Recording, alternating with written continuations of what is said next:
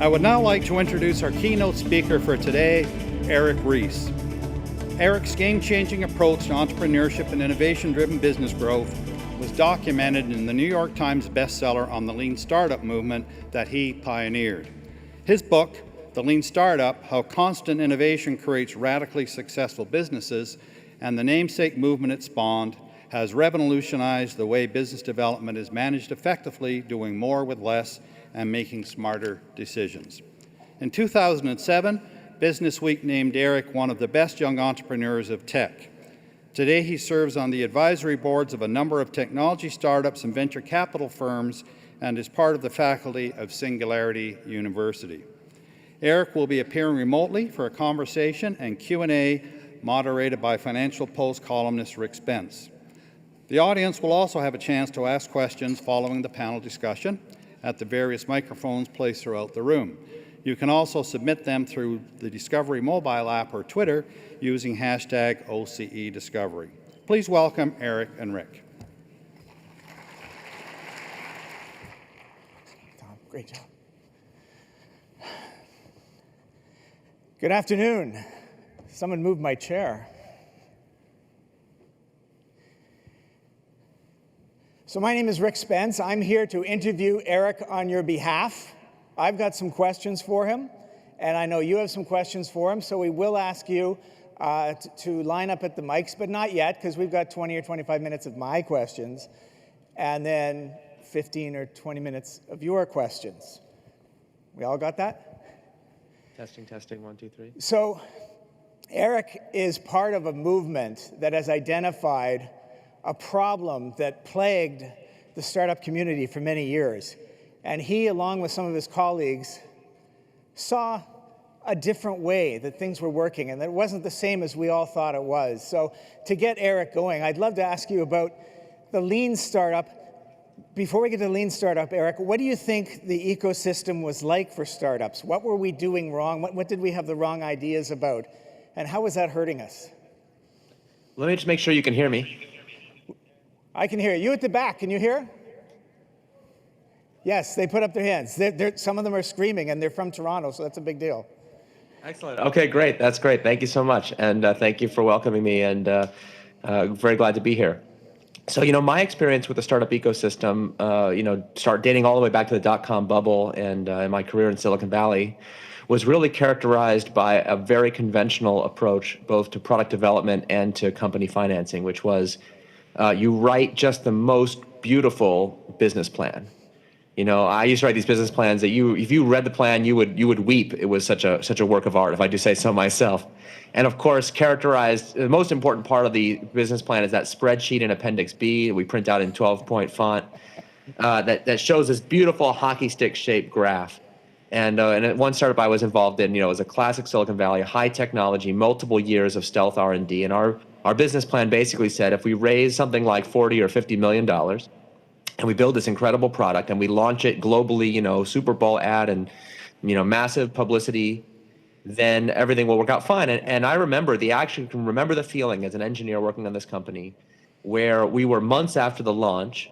And, people forget the most important part of that hockey stick shape, although I guess fewer people forget this in Canada than other regions. But, is that long flat part. That's what makes it the hockey stick. So here we are. Just like the business plan said, month after month, having almost no customers and almost no revenue. And we were looking at our watch saying, this plan is brilliant. It predicted exactly what was going to happen. The hockey stick to commence in 3, 2, 1 liftoff. And we had a very rude awakening that we just stayed on that flat part indefinitely. Ultimately, we had built the wrong product, a product that customers didn't want. But we were convinced we were doing a good job because we had done it on time and on budget. And that really was my experience and the experience of so many startups was we get so focused on doing what we said we were going to do, of building to the plan, we forget that customers didn't actually read the business plan and they didn't necessarily do what it said. Now, usually the business plan, that classic business plan, it did have, somewhere around chapter 17, something about interviewing customers. Was that not quite enough? What's so funny is we spent a lot of time with customers. We had a whole market research department in this startup. When you raise $40 million, you can have departments. This was a very, very large company by the time it first launched its product. And I remember I sat in many focus groups where we had people doing usability tests and interviewing customers, and we would always ask customers, how much do you think you would pay for this product? And for some reason, when the customers were in our office eating our pizza and drinking our beer, they thought our product was great. They just thought our baby was the most beautiful one they ever saw. And the level of enthusiasm of the customers that we talked to was super high. It helped us delude ourselves into thinking we were on the right track. Right. So pretend you're on Twitter. You have 140 characters to explain what the lean startup means. Ooh, that's a good one. And I should sit here with a character counter and see how I can do. What I would say is we are applying ideas from lean manufacturing to entrepreneurship to adopt a rapid experimentation approach. See, that's already too many characters, right? Sorry, just say it again. It was good. Yeah, okay. All right, I'm gonna need 2 tweets probably for this, but the first tweet would be about applying ideas from lean manufacturing to the process of entrepreneurship. Right. And the second tweet would be in order to have a rapid experimentation approach. Right. So in Ontario, we actually have a lot of experience with lean manufacturing. We have had and continue to have a pretty robust manufacturing industry and a lot of organizations that are surviving now and thriving because they adopted that lean concept. So tell me, how does your lean fit with that Toyota way lean that traditional manufacturing employed? Yeah, there are deep similarities, and I think that organizations and communities that have that deep experience in traditional lean have an advantage in adopting lean startup because it draws on so many of the concepts from lean. The way I would put it, I actually would borrow this from a phrase from a very senior Toyota executive who I had the privilege of meeting not too long ago, who was investigating the application of lean startup inside of Toyota themselves, which was a real full circle moment for me. Bingo. And he said, this is the missing half of a Toyota production system. That Toyota production system is very good at efficiently producing what the customer wants, if you know what the customer wants. And lean startup is, you think about this as an equally efficient and rigorous process for discovering what the customer wants in the first place. And so much of traditional business in the 20th century was governed by incremental improvements over products that had a long history, relatively stable markets by today's standards, and companies that could achieve dominance over those markets for the long haul. And what that meant was there were a lot of techniques that took for granted what the customer wanted. We know the customer wants superior performance, better quality, and lower price of a given product for a very specific use case, and we could keep attacking that problem year in, year out and achieve market leadership that way. But we live in a time now when stability is not really the watchword. And what we're discovering is that more and more and more of the time in business, not 100% of the time, but a larger part of the portfolio of work that we manage today is governed by uncertainty about what the customer wants in the first place. And we need to set up techniques for reliably and rigorously discovering that. Right. So last year, we'll just find out, do a quick survey here. How many of you, and just put up your hand, how many of you who were here last year when we interviewed Steve Blank on this stage? Possibly about a half to a third. Okay, so that's great. So Steve Blank, we're just going to fill in the blanks for you. Steve Blank was a mentor, I guess, and an investor in my company. Eric's. He told us that there are no answers in the office. You've got to get out of the company. You've got to get out of the office. You've got to go see the customer, test all the time. So how did you run into Steve Blank? Tell us a little bit about your interaction with him and how you took his ideas a little bit further. Sure. So in order to understand, to understand this history, you got to go all the way back to 2001 when I moved out to Silicon Valley.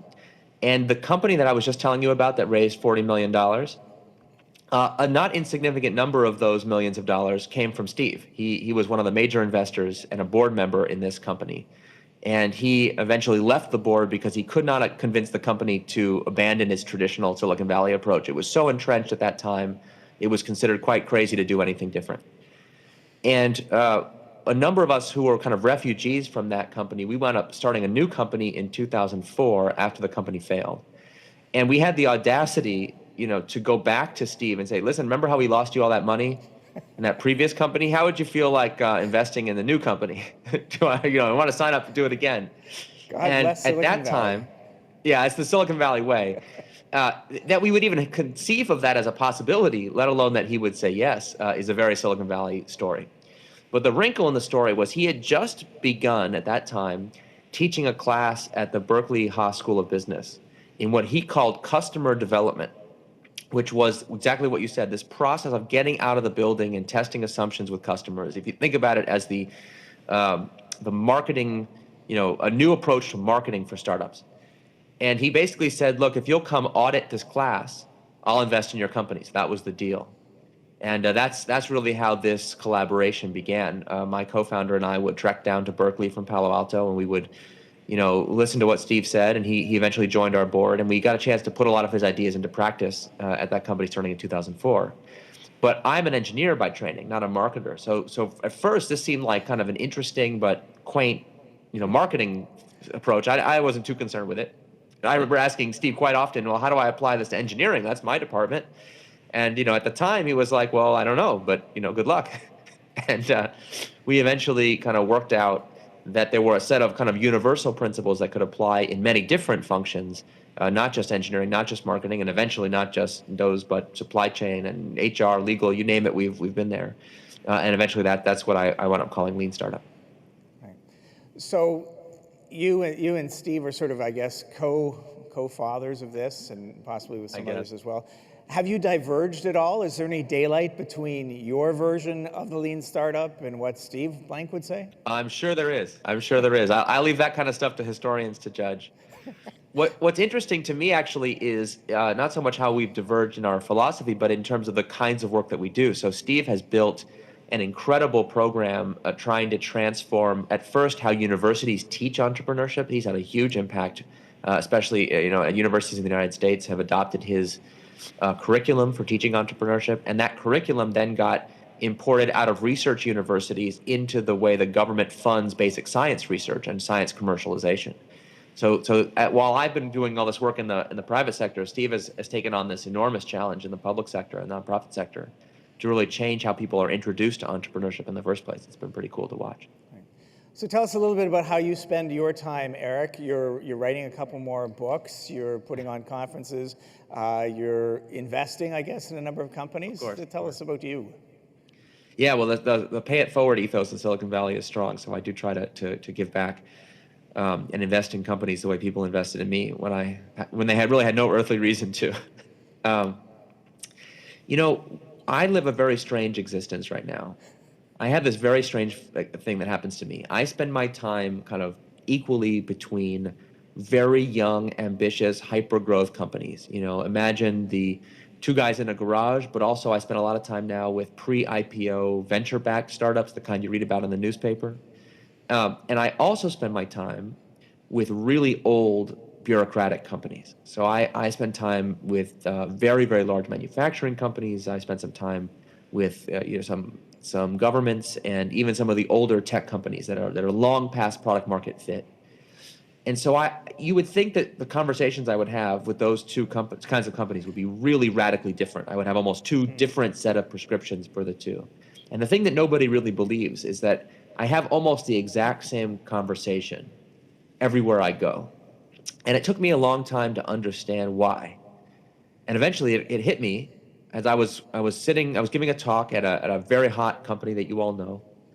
And I was getting questions from the audience that sounded exactly like the kind of questions I get from these older companies. And I eventually started asking them questions. I said, well, tell me about how's your company organized by departments? What does the org chart look like? And how do you fund projects? And how do you hold managers accountable? Who gets promoted and why? And it just hit me right in this moment. Even though this company is less than 5 years old, they have built it faithfully and with great rigor to that same 20th century corporate blueprint that these older companies were built to. And if you build to the same blueprint, you have the same foundation, you wind up with the same kinds of problems. And it's amazing to me how quickly those problems manifest if you build to that blueprint. And part of my work now has been trying to convince people that Lean Startup is not just about a technique you can use to get started. It's really about what is the management philosophy that you should use when you face conditions of extreme uncertainty, as we all do. And I think that that is going to require that we adopt a whole new idea of what does the blueprint of a modern company look like, that is quite different than what was used in the 20th century.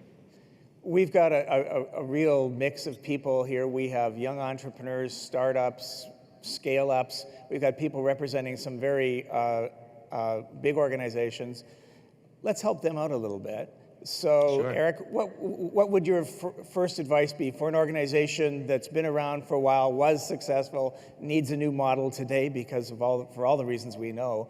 Yeah. How would they get started on a leaner, more customer development approach today? Yeah, I have a diagram in the book that I think is very important, and I call it the startup way. It's based on a diagram from the book The Toyota Way that I'm sure many of you know. And it just goes like this: accountability, process, culture, people, in that order. Accountability, process, culture, people. When most companies want to do transformation, a lean transformation, any kind of transformation, they tend to go about it exactly backwards. They say, oh, I want to be more entrepreneurial. Let's go buy a startup. Or let me go hire some fancy entrepreneurial people to replace the boring bureaucratic dullards that already work here. You know what I'm talking about?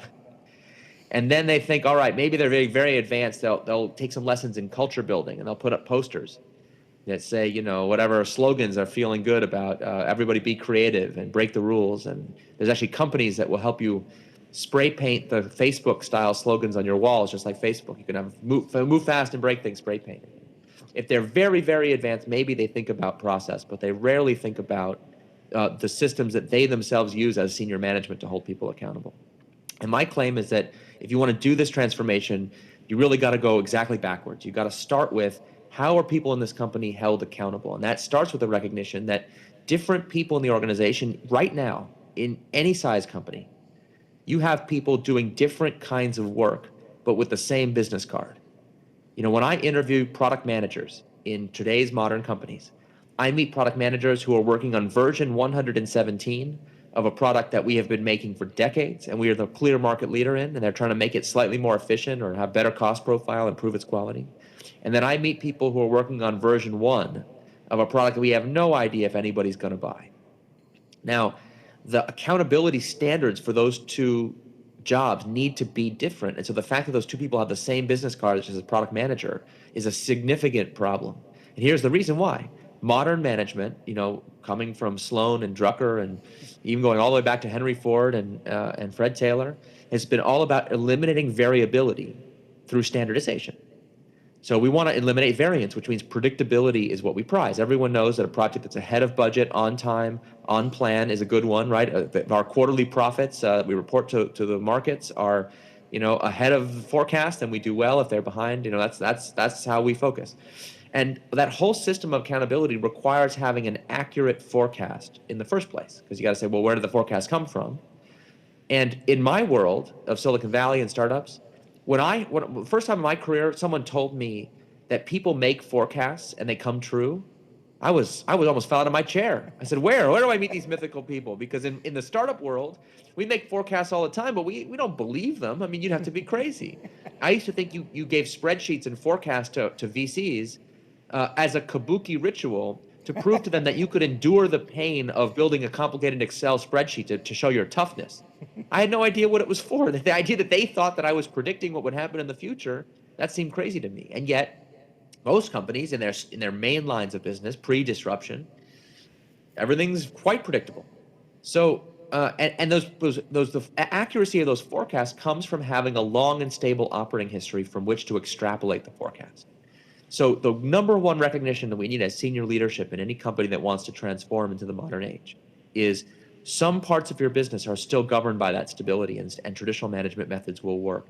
But you have to carve out part of your organization to say, wait a minute, this is the part of the organization where we don't have accurate forecasts. We really don't know what's going to happen in the future, and different methods, different standards of accountability are needed. Fantastic. That's really helpful. I saw a lot of people nodding. A few people are tweeting. Don't forget to use the hashtag. Hashtag OCE Discovery. We do have some people who are submitting questions online. There's a question related to some of the companies you've invested in, and someone would like to know, Eric, what is the most successful business that you've been able to help with your theories? Interesting. Take this for what it's worth, but there's almost no correlation between the amount of time and energy I have invested in companies to help them and their ultimate economic returns to me. So I probably made the most money from the companies I spent the least time with, and vice versa. And what's funny about that is, when you're an advisor, you can only help entrepreneurs with what they want your help with. You don't control what they do. You don't manage. You're much more like a coach than you are like a manager. And what's interesting to me is some of the biggest lean startup successes have come from not from companies that I work with directly, but from people who left those companies and went on to start their own companies in the second and third generations. So there's like a whole crop of Silicon Valley companies today, that some of which I'm lucky enough to be an investor in, but some of which I'm not, but have had this legacy where they got to see it kind of botched and done wrong and messed up, and they learned a lot from that experience. They said, well, I'm never going to make those mistakes again.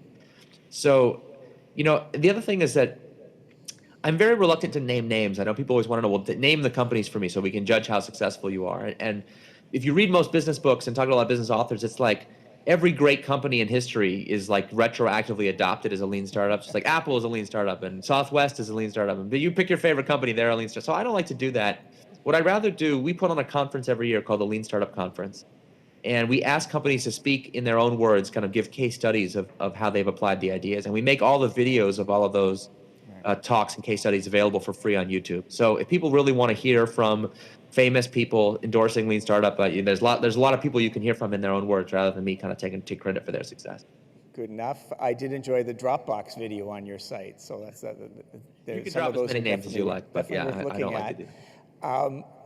What you were saying there sort of reminded me of another comment that you made recently, where you mentioned that the academic community hasn't really studied your program, and you admit it's not really proven that the lean startup works. We don't really have that kind of data. We've got lots of happy entrepreneurs, we've got lots of anecdotal data, but we don't have anything scholarly. And you said so far you haven't been successful at convincing scholarship to actually embrace this concept and study it. Why do you suppose that is?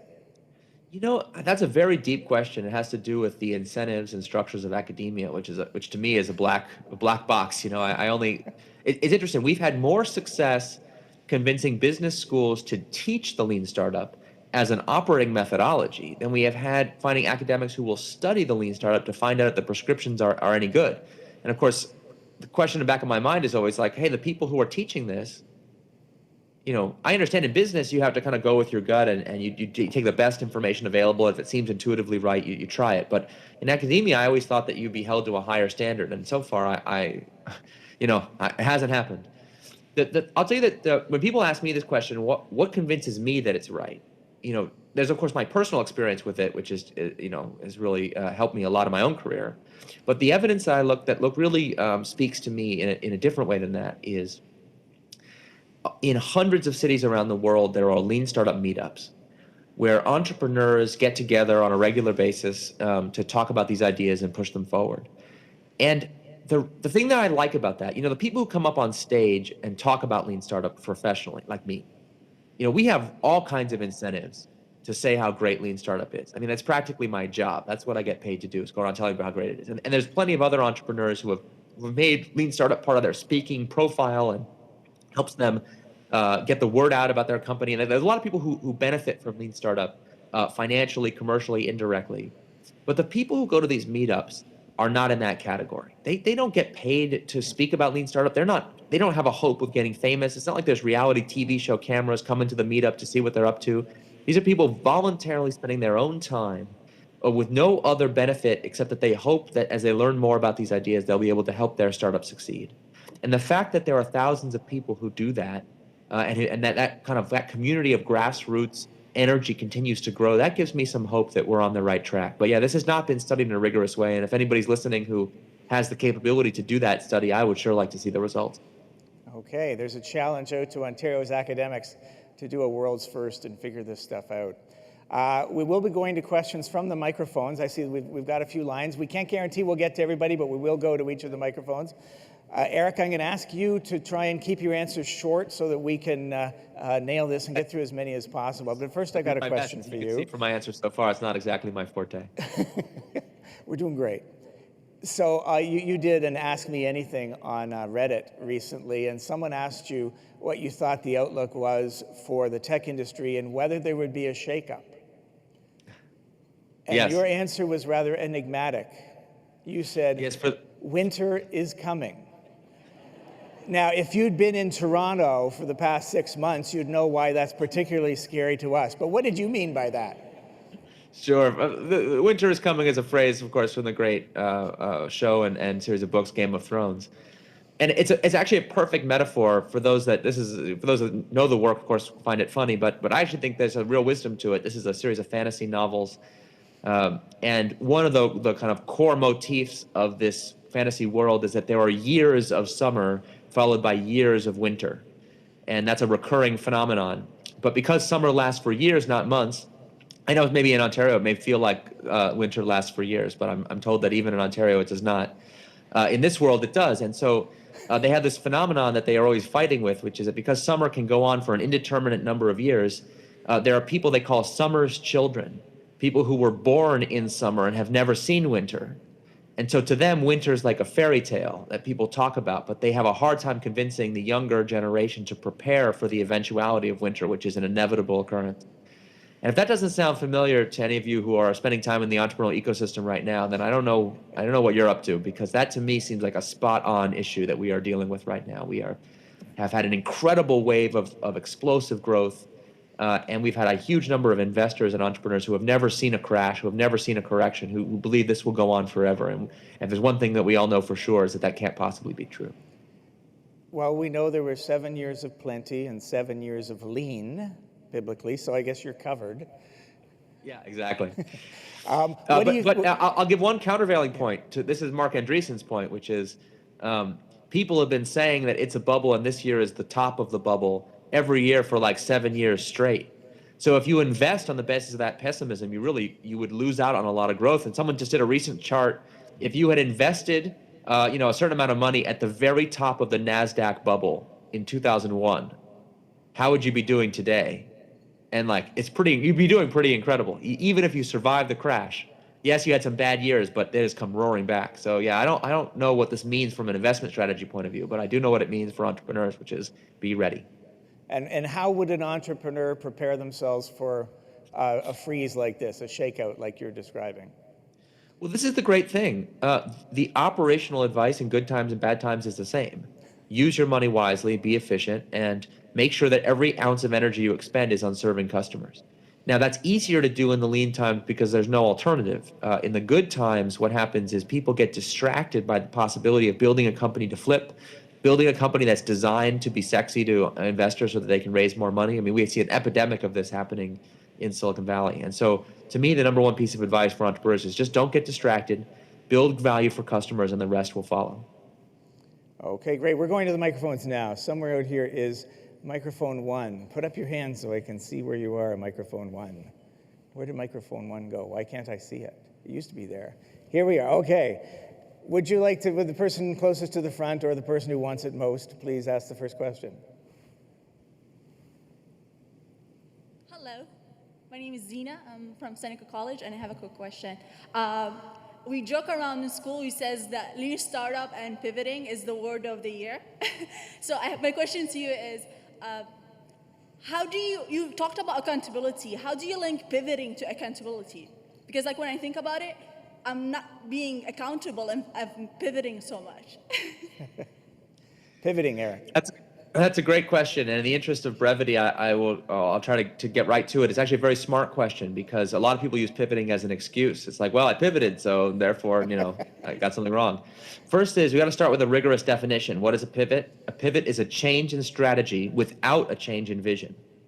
So to have accountability for a pivot, you have to show evidence that the new direction is taking you closer to that vision. The new strategy is superior to the old one. So one way to think about a pivot is as a new strategic hypothesis that new experimentation will test. And as long as you maintain that requirement that you have to kind of prove that the pivot was a good one, then you can have a framework of strong accountability. Thank you so much. Thank you. We're going to go to microphone 3 in the middle here. Hi, my name is Raghavan. I'm from the Best Hub at the Lassonde School of Engineering. And my question is about teams.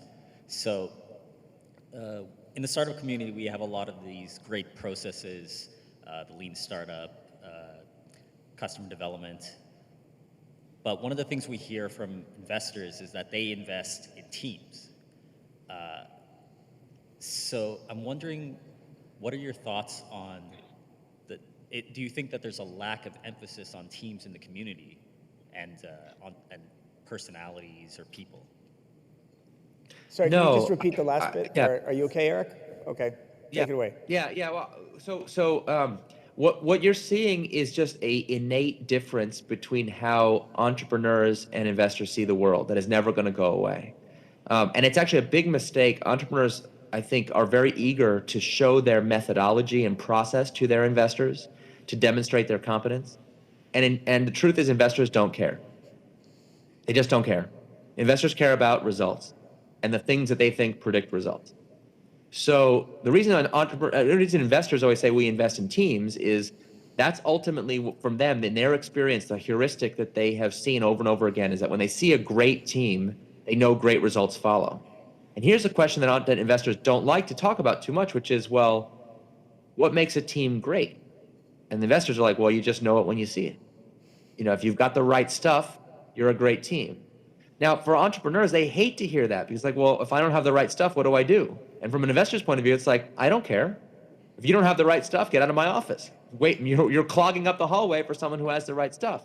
But the truth is, having the right stuff is not an innate or genetic thing. Teams that work on improving their skills over time can become magically the right stuff.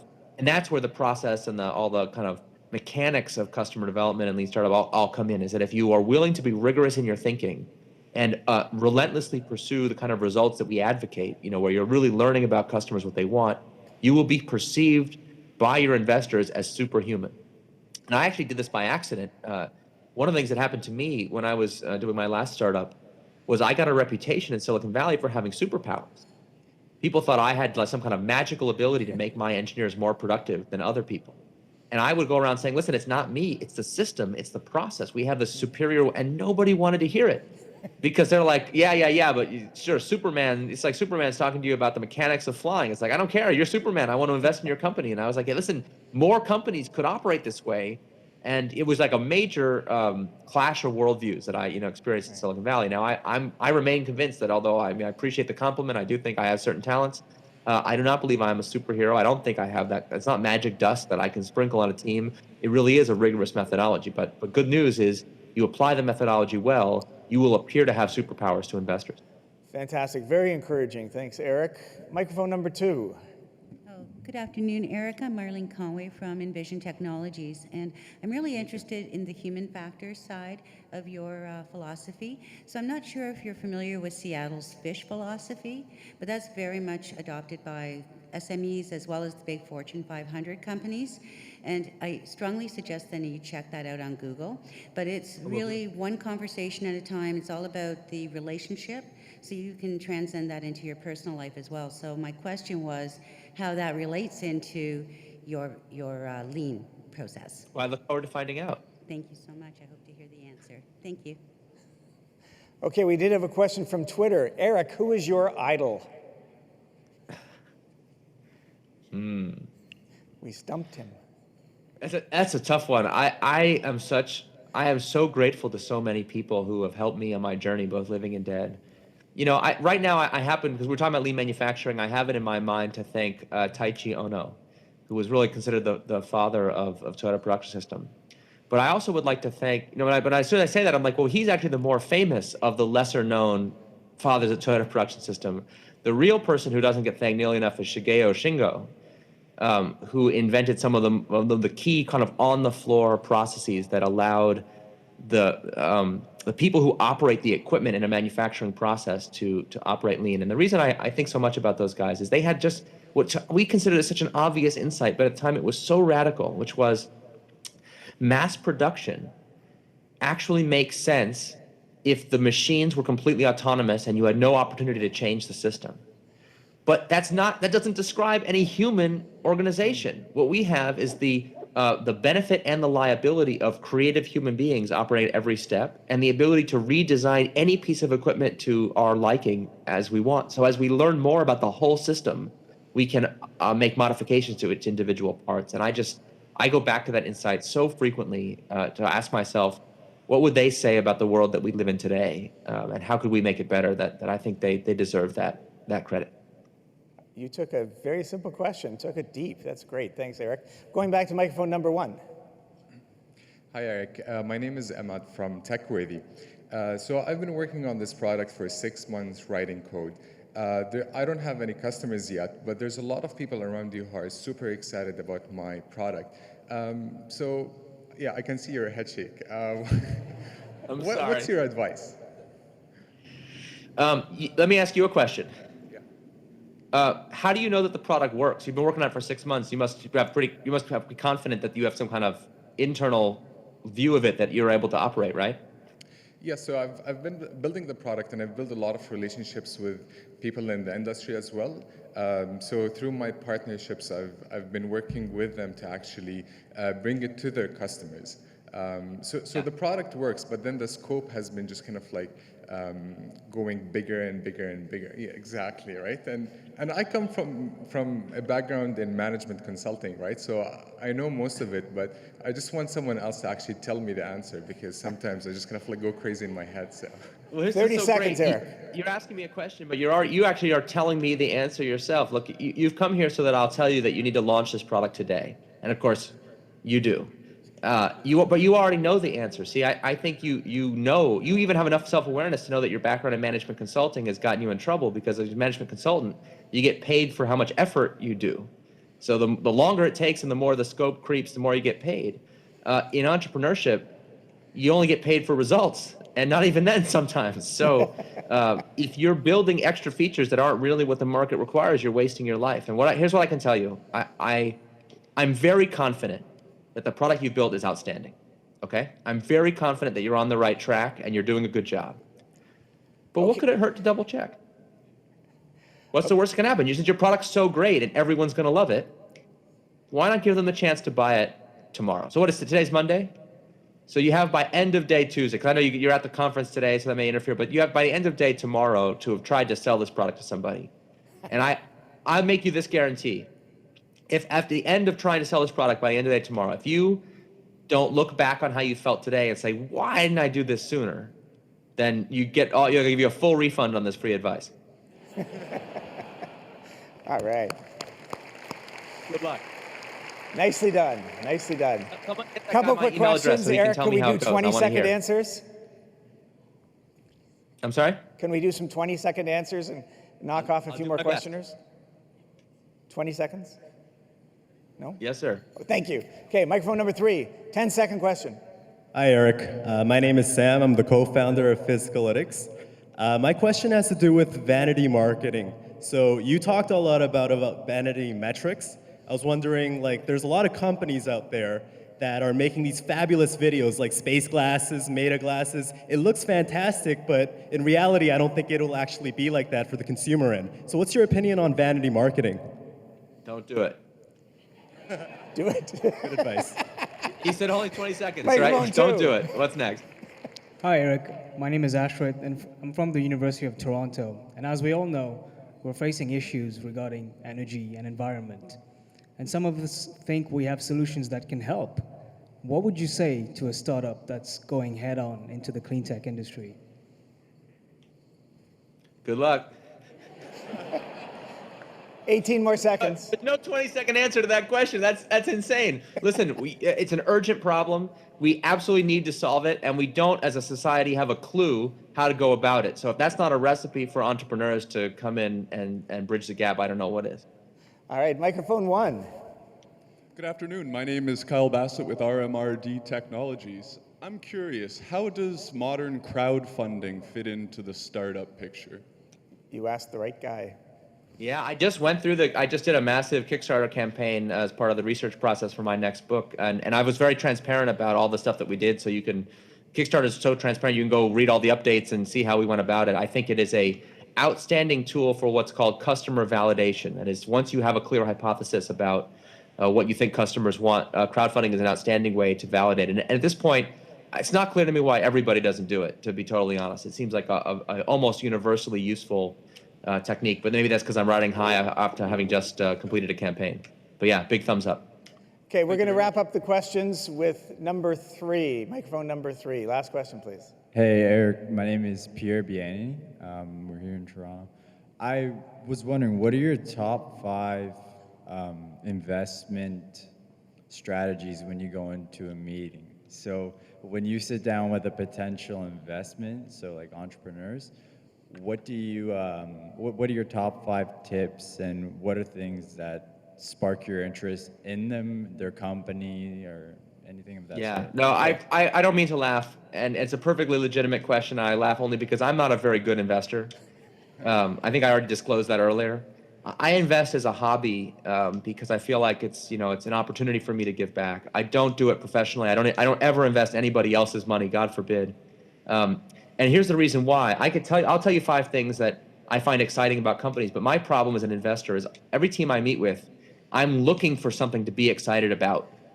And as long as I can find something to be excited about, then I want to invest. And of course, the real good investors who are in the room here can tell you, no, you want to make sure that a team is right across every dimension, not just you found one thing you're excited about. So usually the reason I invest in a company is because I know the team personally. I'm excited about them as people, and I know what they've done before. They're tackling a problem that I think is urgent or really interesting.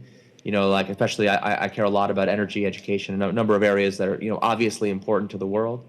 I like to invest where someone has adopted a really unusual approach to a problem. So something that either I've thought about before and said, hey, that's how I would go about solving the problem, or hey, I never thought about that, but that sounds really good to me. And of course, every once in a while I meet a team where I say, this is a true lean startup. Wow, they really get it, and I want to invest on that basis. So I don't know if that was 5, but those are some of the things that get me excited. Like I said, the real investors in the room are shaking their heads, and you should listen to them, not me, for sure. All right. Thank you so much, Eric. Thank you for your questions. We've run out of time. If you're interested in finding out more about Eric or his work, there's that book called The Lean Startup. He's got a couple new ones coming out. Follow him on Kickstarter. He's got a website, theleanstartup.com. There's a conference coming up in November, as it does every year in San Francisco. Lots of free videos on the site if you want to go check those out. And he's got a blog, and the name of the blog is? Startup Lessons Learned. Startup Lessons Learned. So lots of great stuff to keep this relationship going. Thank you so much, Eric. You've been a delight. And let's see what 3,000 grateful Torontonians sounds like.